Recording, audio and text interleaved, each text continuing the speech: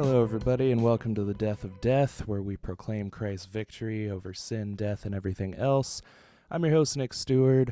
I really have no idea if this is going to work. I started trying to record this episode with Pro Tools only to find out that it's not compatible with the newest update of Mac.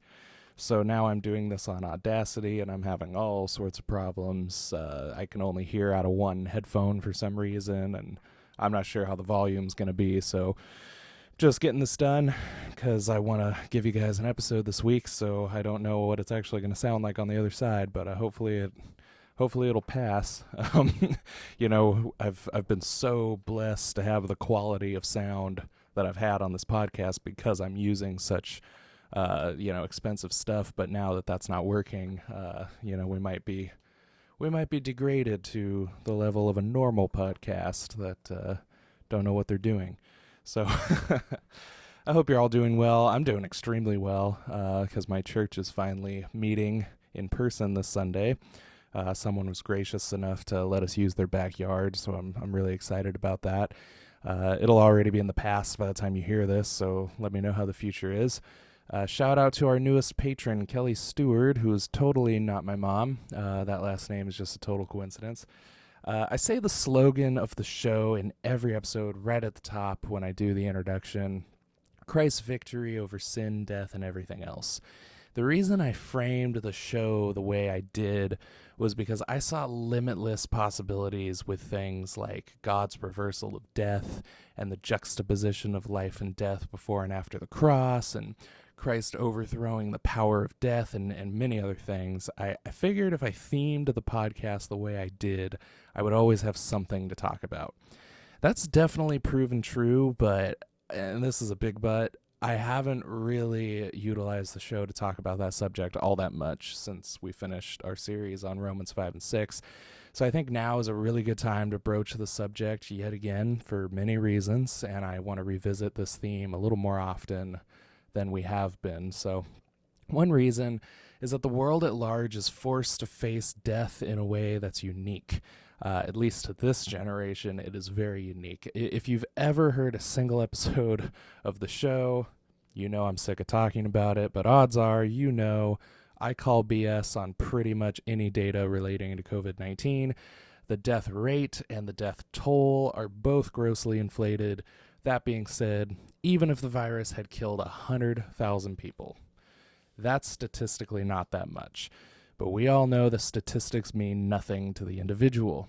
That's a huge amount when the death rate is supposed to be 0. In God's perfect creation, there was no death, so any amount of it is 100% too much. Even if COVID-19 were no threat at all, the fear of that death is still on someone's mind every single day. Everywhere you drive, signs tell you how dangerous it is to be outside and you should go home before you get sick or get someone else sick. That's how they get you. You're going to get someone else sick. Everyone has masks on, and if you're like me, you're not wearing a mask, so you know that people give you the stink eye as if you really are there to hurt them everywhere you go. People are preoccupied with fear like they never have been before. A second really good reason to talk about these things is because of what happened to George Floyd. The entire world saw that man murdered on video. The entire world had a reaction to it. Some held signs, some looted and burned down buildings, some went out and beat up protesters, some spent their time verbally coming to the defense of police, trying to politics their way out of having any sort of righteous anger. But from what I've been reading, George Floyd was not a great guy, but that's still no reason to murder someone. So I'll leave it at that and not address, his character any further. We saw the entire world cry out for justice. We saw an entire world grasp for justice the way they grasped those signs, the way they grasped those bricks, the way they grasped those batons. If they didn't grab justice and force it into their pockets, then that police officer would literally get away with murder. That's what I was seeing on the news. Ironically, the question has been raised only by Christians. Where is God, and how could he allow this? For some reason, those who claim to trust him are the only ones who ask that question. It doesn't appear to be on the minds of unbelievers at all. Now, one article, a notable article, which was written by N.T. Wright for Time magazine, I'm not as harsh a critic of that article as a lot of people were. I think the title is needlessly provocative. It's titled something like "Christianity Doesn't Have an Answer for Coronavirus" or something like that.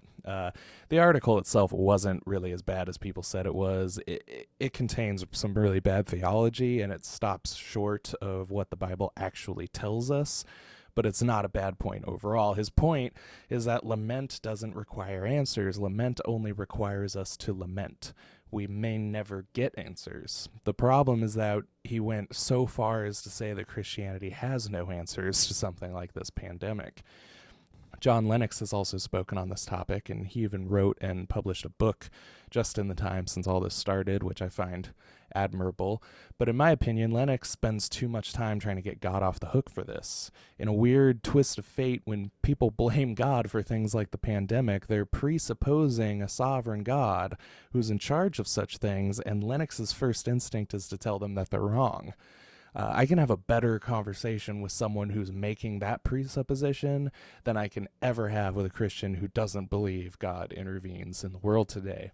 Now, if you heard episode 13 of this podcast, you know it's theologically untenable to say God isn't in charge of sickness and disease. In fact, he's in charge of life and death itself. So when an unbeliever presupposes that he's in charge of it somehow, I don't think we should talk them out of it. I think we should tell them that God is the standard of goodness and he can do no wrong. I don't know why you would want to talk someone out of believing in a sovereign God. So often in this type of conversation, we miss probably the biggest contribution the Bible makes to this subject. We just shrug our shoulders and say, it's a fallen world. As if that's going to explain why Amy Winehouse died of a drug overdose, or why police are given free militaristic reign over U.S. citizens, or why Lost ended. Is it really that simple? It's just a fallen world and people are going to do what they're going to do. That's not really the sketch that the Bible draws. I mean, it's partly true, but that's not where the story ends. The Bible tells us about the cross, which is God's response to sin and death. It's not only his response, but his solution. It's not just a warm blanket on a frostbitten foot. It's a heart transplant. Does that make sense? It's not just something that arrests the development of the fallen world. It's something that reverses the damage that's already been done. God hated death and viruses and injustice so much that he sent his son to die for it. Jesus not only pays for the sins of the elect and rescues us from death, but through the church, which is Christ's body, the entire world has been affected in a positive way. I realize there have been times when the church was less than great in history, and also like to people personally. Like there have been times where churches have hurt me and you probably. But honestly, those examples pale in comparison to all God has done through the church throughout the last 2,000 years. Through science, medicine, charity to the poor, and the dying, the church has done so much to reverse the curse, which is just an annex of the work Jesus did on the cross. Think about how many lives vaccines have saved, hospitals in general. My point is that we don't have to wait until a disembodied afterlife to see God's solution and his answer to the problem of pain.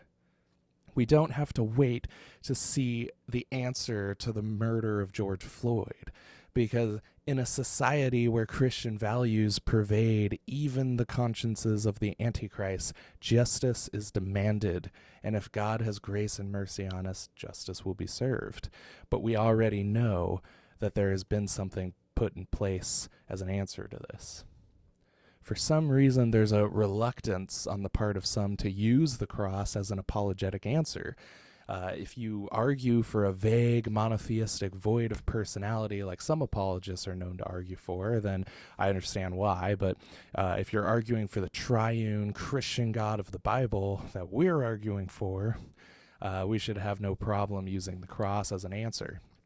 God in Christ has begun the reversal of the fall by his work on the cross.